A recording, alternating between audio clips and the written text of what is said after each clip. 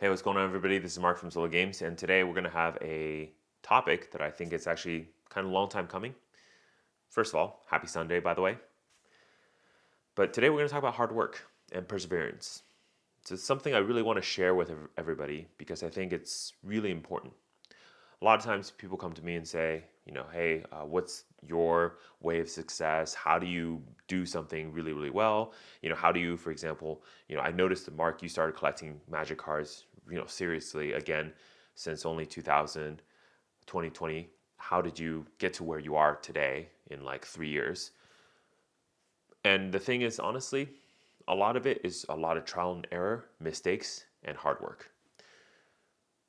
I work extremely hard at all the things I do. And I don't really share that with you guys on the channel too much. And maybe, you know about my background, especially if you're local to me, you're one of my friends, you know what I do and what my normal day-to-day 9 to 5 job is, aside from, what I do here on selling the single cars, doing the pre-sales, doing all this other deals, buying reserve lists, etc. All of these other things, seal products, running this YouTube channel, running now my Patreon, Discord, all this stuff. And I really want to tell you just the value of hard work, the value of doing things that are difficult. At work, actually, oftentimes I'll teach a lot of the younger people who join our company that I don't think there's any secret to being successful. I don't think there's any secret to achieving something that you want to achieve in your life. Rather, maybe the only secret, the only way to do that is just by keep trying at it until you either succeed or you realize it's not something you care about or want to do, and then you try something else. Because I personally truly believe that every single person can do anything if they put their effort to it. Seriously, I suck at drawing. I am probably the worst artist you'll ever find in your life, probably. But if I spend 10 hours a day just drawing stuff, learning about drawing, researching online how to draw better, take classes, all those stuff, things like that, I think in 2 years I can be a great artist. Now, am I going to be world famous? Am I going to be, super creative or create something crazy new? No. But if you ask me to draw like an apple or, draw anime art, if that's what I focus on, I'm sure I can do it very well. And that's what I'm saying. Anything you want to do, you truly can do it pretty well. And here's a good example. Do you remember a long time ago, this might date a lot of people on my channel, right? But a long time ago, there was a show called American Idol. And the breakout season had this one singer, his name is William Hong, right? I think he was actually from California. I think it was in LA or something. And this guy could not sing, okay? But the funniest thing is because two things. One is he was super confident. Super confident. I mean, you probably could not have met a single person more confident in his lack of skill than this guy, right? Number two, he was trying really hard. I mean, he's trying to take over the show. I mean, right? This is some serious trying. There's a lot of people who kind of were, apathetic about it. One of the girls from my high school also tried out American Idol. The problem with her was she was okay at singing. She wasn't great, but she wasn't really bad. So what that meant was that she never got any segment on the main show. She got, I think towards the end, they always show some of the other singers that tried out but never didn't make it. There's a little montage of all of them.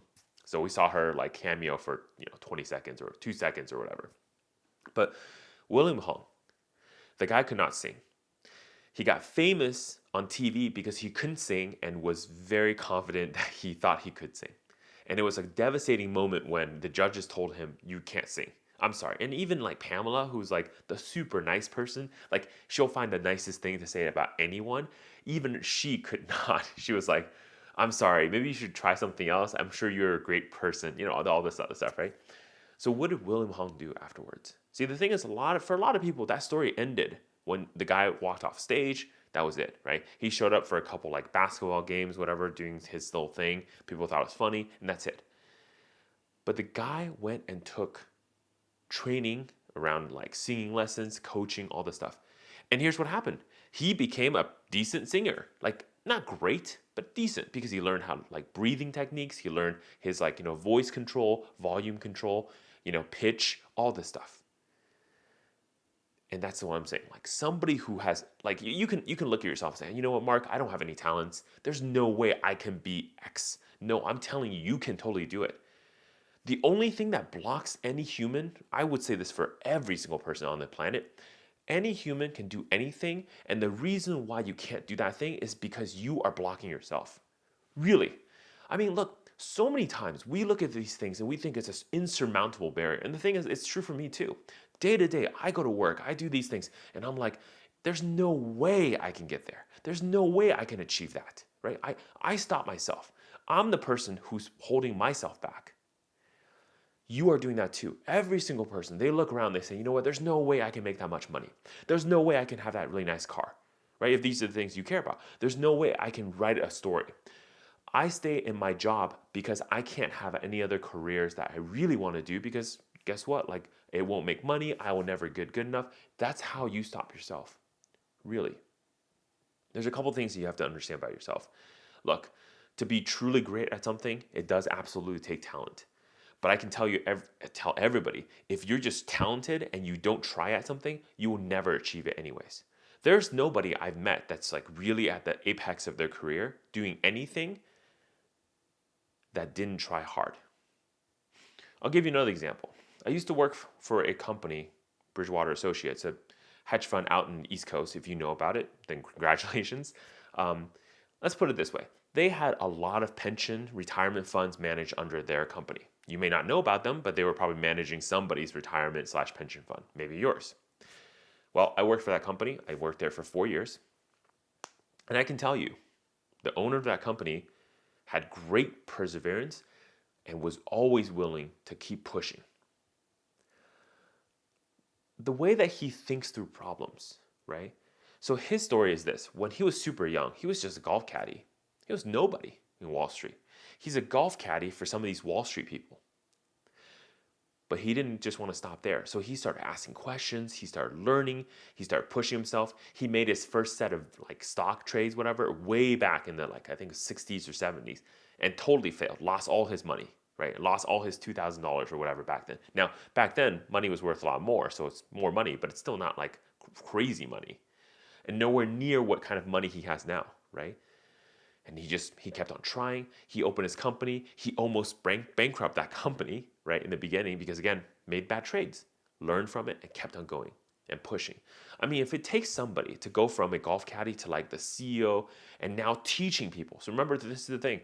He made Bridgewater a successful hedge fund that makes a ton of money for his investors, and it itself has a ton of money, assets under management. And for all these hedge funds, that's all they care about. If you manage assets, you take a fee on that asset. So for example, if I manage 200 billion, I take a 1% fee. Guess what? I get 2 billion off the top every year, no matter if the stock market goes up or down, basically.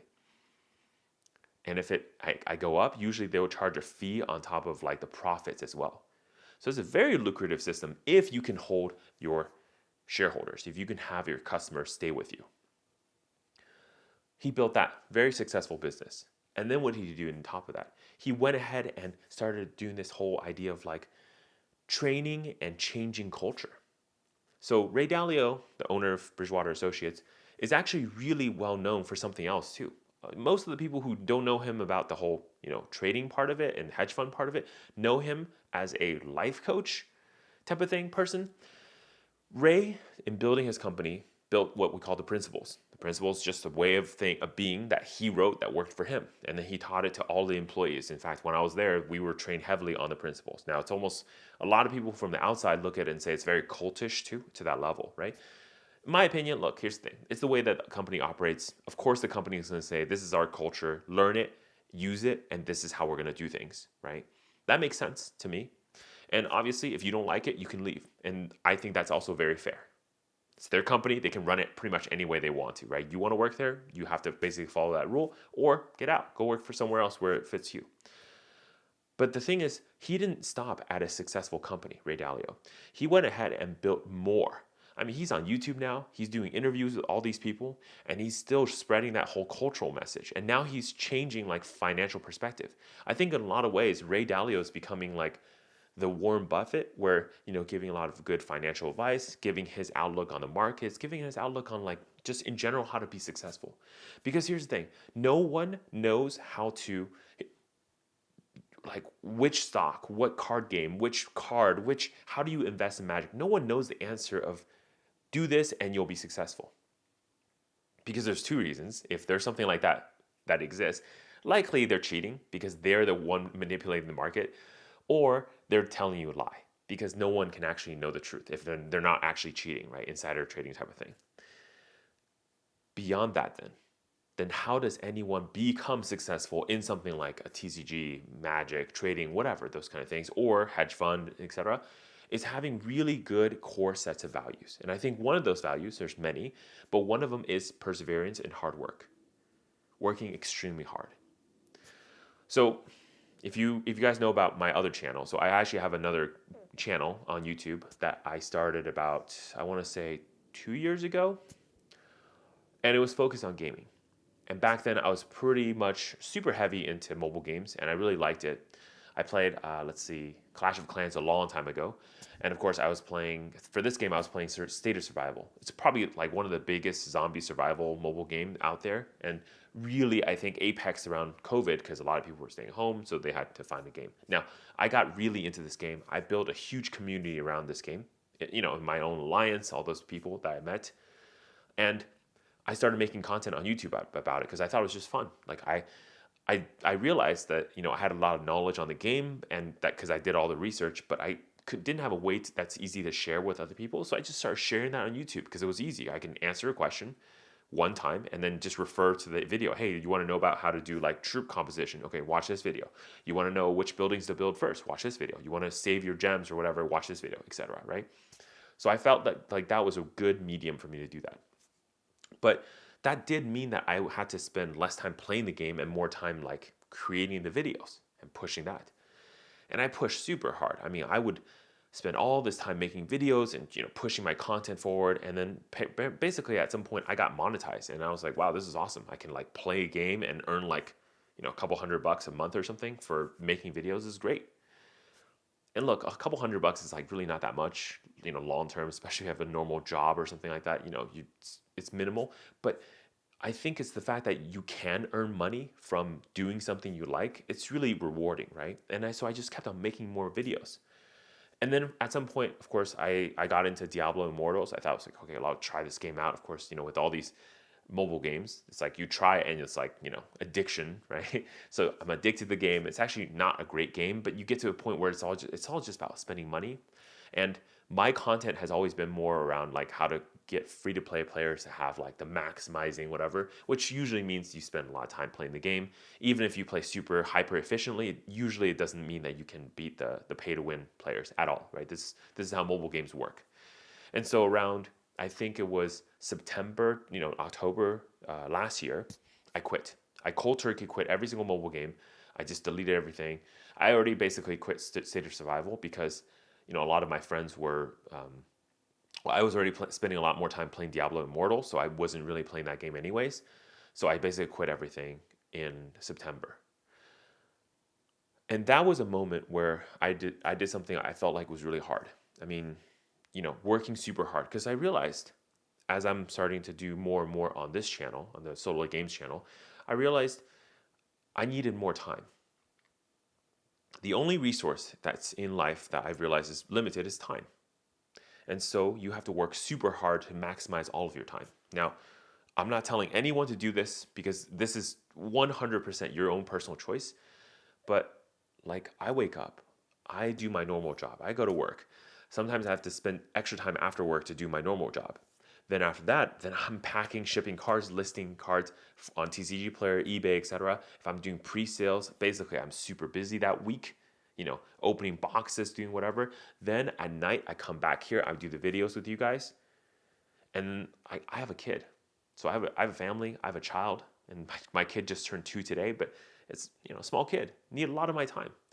And every single time it's like this, right? So like a lot of these videos usually happen, you can see this is all light, not like, natural lighting. It's because it happens at night when everybody's asleep, everybody's doing their own things, they're maybe watching TV, whatever. I'm doing this. I basically don't watch TV. I watch some TV shows on Netflix sometimes just because I think it's kind of interesting, but I basically don't watch TV. I basically don't do anything except my hobbies, which is, doing this thing. I'm so busy most of the time, like selling Magic cards and kind of trading, etc., like buying collections, that I don't have time to even play Magic as a game. Really. I mean, I will go to my friend's house, and this is why I like Limited. For me personally, Limited is a very low commitment game. I don't have to do deck building, which takes a ton of time. I don't have to go and like consider what the meta is, study decks. I just show up to a draft. I draft my cards. I play it for that game. And say, wow, this is really cool. Like, oh, this is a good combo. And there's like fun things you can see, and that's it. Low commitment. Or I bring up, one of these pre-con commander decks type of things, right? I bring one of these things over to my friend's house and then just play the game. It's like, okay, cool. You're still competitive. It's not going to be the best commander. I'm not putting like all my good cards in there. And a lot of times people ask me like, Mark, why don't you put like, you have dual lands, you have all this stuff. Why don't you just put those things in your decks? And honestly, it's because I think there's two reasons. Number one, it's for me, Magic is fun because we all can kind of have fun in a game. I don't want to show up with, basically pay to win model. And this is maybe the way that I was even when I was playing those mobile games, why I focus so much on free to play and not pay to win. And real quick interjection, one of my proudest moment in State of Survival, and this video I think has like a ton of views on YouTube, is when I basically ranked number 1 in a State of Survival event as a free-to-play player. Essentially, I'm probably not a free-to-play by that account, but compared to everybody who was ranking number 1 or top 10 at least, there was no way out of the 300 people event that it's somebody who basically spends no money, doesn't have the latest tier troops, you know how these games work, can rank number 1. But I did. I did it because I studied the way that the point system worked, and I figured out a loophole, and I just maximized that loophole. I was doing things that the other top players were not doing, and actually made me rank number 1. Best moment of my life, right? For that game at least. And that's what I seek to do, right? Even these other things. I don't do it because I just kind of think, look, I know I can win if I play all the meta cards of Commander, but it's not fun for me to do that. And it's not fun for me to go flex on people like this at all. I enjoy my reserve list cards because I just like looking at them. When I see an Underground Sea, I'm like, wow, that's awesome. Great artwork. I love that fact that this card is super powerful. Never have to use it. Never. Right? I like these things for the purposes and reasons why I like them. I put them in a binder. I can look at them. I'm very happy. Very happy. But also, I just don't have time. That's another reason. A lot of people, I don't tell people this, but the reason why I don't upgrade my pre-con commander decks mostly, or they upgrade very slowly, is because I just don't have the time. Like, putting together a deck, doing the upgrades, researching on EDH rec, like, it takes time and effort and all this stuff. And those things, while it's great for if I play the game, it's not really for me right now, because the things I'm focused on are, how to like maximize the profit of the game. I'm sorry, guys, the reality is this. I do play the game. I know the game. I'm not, like some of the other MTG finance people who only care about the finance, right? And that's one thing I don't like about Pokemon, is that I feel like as a game, it's just not very good, even if its collectibility is very high. Anywho, I just don't have time to go play the game nowadays because there's a lot of things I'm focusing on. And bring this back to the original point of this video is there's going to be sacrifices you have to make in your life. And look, to be successful, and I wouldn't even consider myself successful yet, but I'm trying to be. I'm trying to push myself there. You have to work super hard. You have to always push yourself. If you think you've hit your limit or a goal, you then set a higher goal and keep going. And you never stop. You never stop. There's going to be haters along the way. There's going to be people who say, oh, you can't do it, or don't do it, or let it go, whatever. You got to ignore all that. You got to silence them out. You just got to keep going. And that's the thing. I believe every single one of you guys can do it too. Really, truly. And I know a lot of you guys are already doing it. You're watching my videos. I know you're doing those things. I know you're working super hard. All I have to say is this. There is no secret. If anyone comes to you and says, oh, here's how you can like flip this card or this box and you get $1 million. Dude, it's either a scam or some weird niche thing that happens like once in a, 20, 30 years. It will happen. Look, Flesh and Blood, for example, had you bought the alpha boxes from Rudy, from any of the sources, and you just held on to them for about like 6 months or so, those boxes went crazy, right? I think they at some peak they were like, I think Alpha Welcome to the Wraith were like $9,000. Does happen. You can turn $60 or $80 to 9,000. Yes, it happens. But can you consistently do that? And that's the key. I'm not looking for like, being lucky on every single time. I'm just looking for consistency, which is why I go out there when reserve list prices are high, I buy some cards. When reserve list prices are low, I buy some cards. I buy modern cards sometimes, and I say, you know what? I don't want to buy any more modern cards because they're tanking, so I just kind of quit. You make adjustments, but you never stop. You keep going forward, even when the times are hard. And my latest goal, and I'm kind of ready to share this now because, it's been happening for a while and I feel pretty good about doing it, is since I've been doing the YouTube channel a little bit, and since, I've really thought through about like what I want future-wise with my family, I felt like my health is really important. Now, I was and have been my whole life pretty much overweight, right? And by the standards of, all this charts, whatever. And I know my mom, my parents, my grandparents probably being very nice to me or say like, oh no, it's Mark, you're very sturdy. You're very, you're very strong, so you have a lot of muscles. That's why.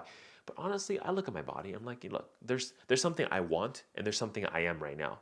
And there's a delta. There's a difference between where I want to be and what I am right now.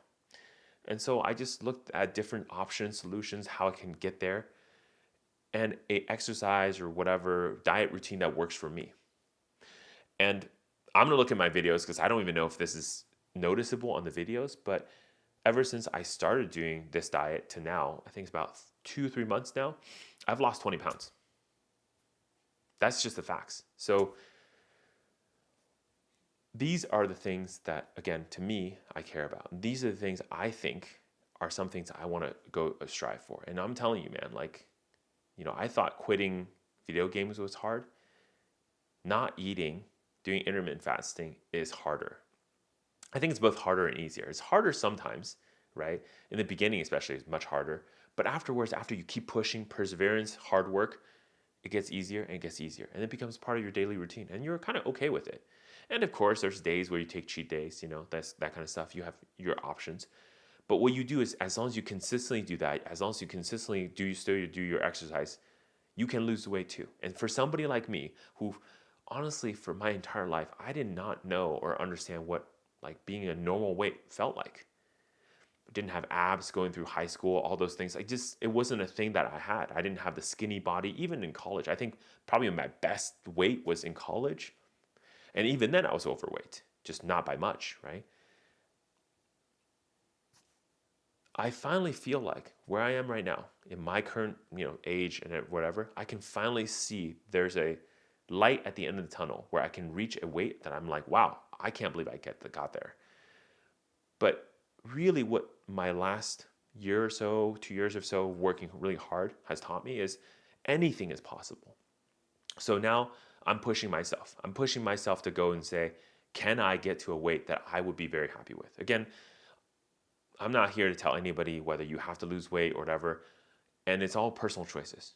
And I'm making this choice not just to look better. Look, I'm married, I have kids. I don't really care about that stuff as much anymore. I know there's a lot of younger people who are trying to chase and all. I don't care about that kind of stuff anymore. What I care about is my personal health. I want to spend more time on this earth with my daughter, with my family. And these things matter to me a lot. And to do that, I have to be healthy.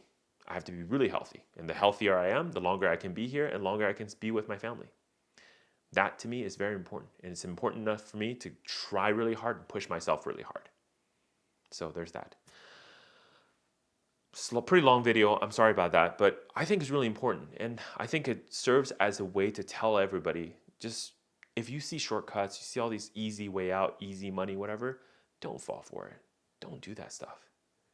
Look, do it only if it makes you happy. But just understand, a lot of times to be successful at anything, right? To be the expert at anything, you have to spend a lot of time, a lot of effort, make a ton of mistakes, be ridiculed by everybody. And even then, you continue pushing forward. That's the kind of perseverance that it takes to be successful. That's what it takes to be really good. And probably at some point in the future, that's what it takes for you to be proud of yourself. For you to look back on 4, 5, 6 years of hard work and say, wow, I did all that. That's what it takes. There's nothing more I can say about it. Like, there's no easy way out. Like, if you're looking for an easy way out, I'm sorry, man. I didn't have an answer for you. But if you want to know how to become the best you possible, just go do it. Try it. Start out, work things out, figure things out. You're going to see very quickly. Look, if you want to sell cards, I think personally the singles market is very rough, like for Magic at least. But if you want to sell cards and you feel like you can make it and you can make a lot of money doing it, go do it. Especially if you really enjoy it. I personally really enjoy it. I like packing cards. I like, shipping. I like, pulling this card. Oh, this is a $2 card. This is a $9 card. That makes me excited. Go do it. You're going to have a lot of fun doing things like that. But if that's not what you enjoy, then go do something else. But whatever you do want to do that you want to be successful in, just be ready that at some point in the future, it's going to get really hard. And even then, you keep going. Not everything is going to be easy all the way through. And everything and anything that's worth having, that's worth fighting for, will be hard fought, will be tough to get there, for sure. I think I'll just end on this example. I think everyone knows about esports now. Esports is like this thing, right? I remember watching esports back in 2004. This is, Korea StarCraft 1 days. And I remember one of the Koreans doing an interview with some of the players, and I think it was like Jaedong who's answering this or somebody, and they were asking like, hey, Jaedong, what do you do during your time off? Do you play StarCraft? Do you do some other things like this? And I remember hearing Jaedong say this. He said, no, StarCraft is my job. For my off times, I go shopping. I do anything but StarCraft. Imagine for someone in the world where, look, Jaedong didn't start playing StarCraft professionally because he hated the game. He loved the game. He was good at it and he loved it. He had the passion, he had the talent, and he was pushing super hard. These guys would practice like 16 hours a day playing the game. In fact, in Korea, they had regimens where they had to eat healthy and they have to like do gym time because otherwise it messes with their like mental capacity to play the game, right? He worked super hard. And he got to a point where the game was boring. The game was work. So it's not something you want to do. And that's what I'm trying to tell you. Like, there's a point you're going to get to where pushing super hard, you can be super successful. But I'm going to tell you, you may not really want to be there either. But to even get there, you have to push super hard. You have to get past when the game is no longer a game. It's boring. You fail, you make mistakes, and then you still keep pushing. That's how you get successful. That's how you become that level. Mark Solo Games, have a wonderful Sunday. And don't worry about all the things I said on this video too much. Sometimes these things will settle in and they're going to sink in due time. Just think about it, sleep on it, and have a classy day.